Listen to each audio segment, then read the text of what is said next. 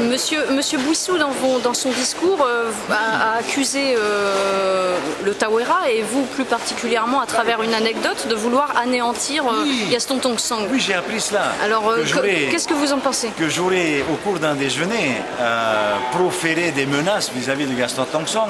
Le seul problème dans cette affaire, c'est que la personne avec qui je dois déjeuner est en Chine depuis pratiquement 15 jours maintenant pour la livraison d'un bateau et je ne vois pas dans quel rêve il a entendu et il a observé ce genre de déclaration de ma part. Donc cette anecdote n'a pas eu lieu. Non, mais c'est des coups politiques. Monsieur Bouissou maintenant n'a plus de limite dans ses déclarations.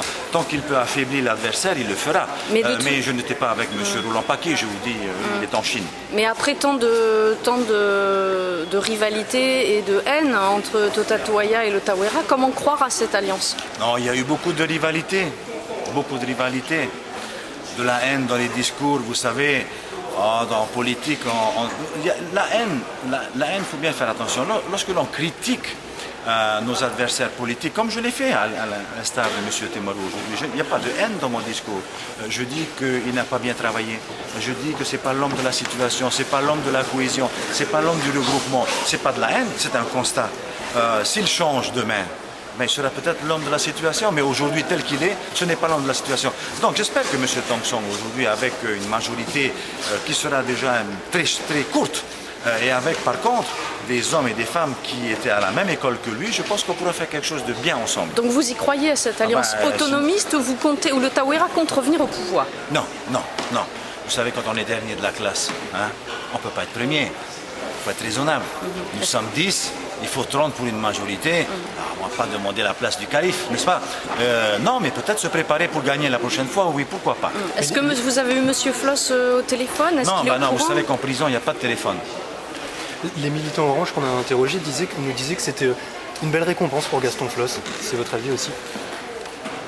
Oui, parce que je pense que M. Floss pensait depuis un certain temps déjà, j'ai eu l'occasion de le dire, que l'équipe Temerou n'arrivera pas à sortir le pays de cette situation.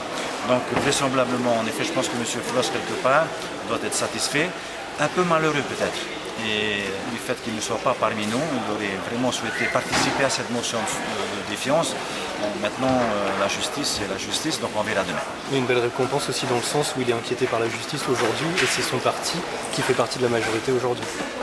Je ne crois pas que la justice agisse ainsi, et j'espère pas en tous les cas.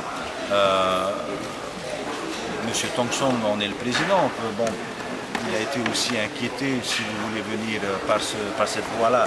Il a fait l'objet aussi de mais vous savez, je crois que le souci que nous avons tous, et M. Tong-Sang et moi-même, c'est que si l'on peut participer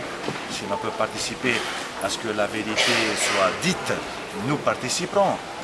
Il n'y a pas de problème, nous ne fuyons pas la justice, nous ne fuyons pas le mécanisme qui est en place. Ce que nous ne voulons pas, par contre, c'est qu'en effet, certains utilisent la justice pour régler leur compte. Et ça, par contre, je trouve que certains dans le monde politique local se réjouissent trop vite ou utilisent ce qui se passe actuellement pour se battre sur un plan politique. Ce n'est pas normal. Et qu'est-ce qui va se passer maintenant? Alors, vous avez combien de ministères? Je ne sais pas encore.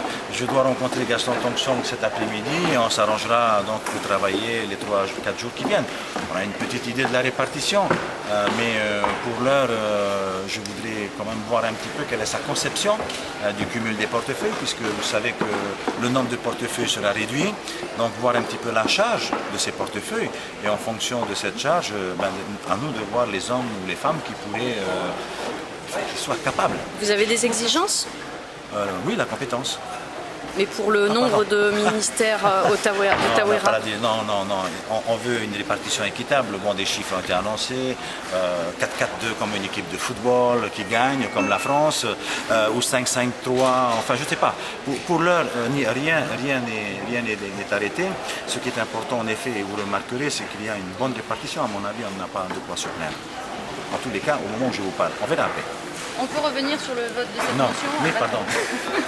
À 29 voix, on sait qu'Armel redescend, et il y aura côté moi, donc vous êtes déjà à 28 demain. Comment ça va se passer? On n'est pas à 28 demain.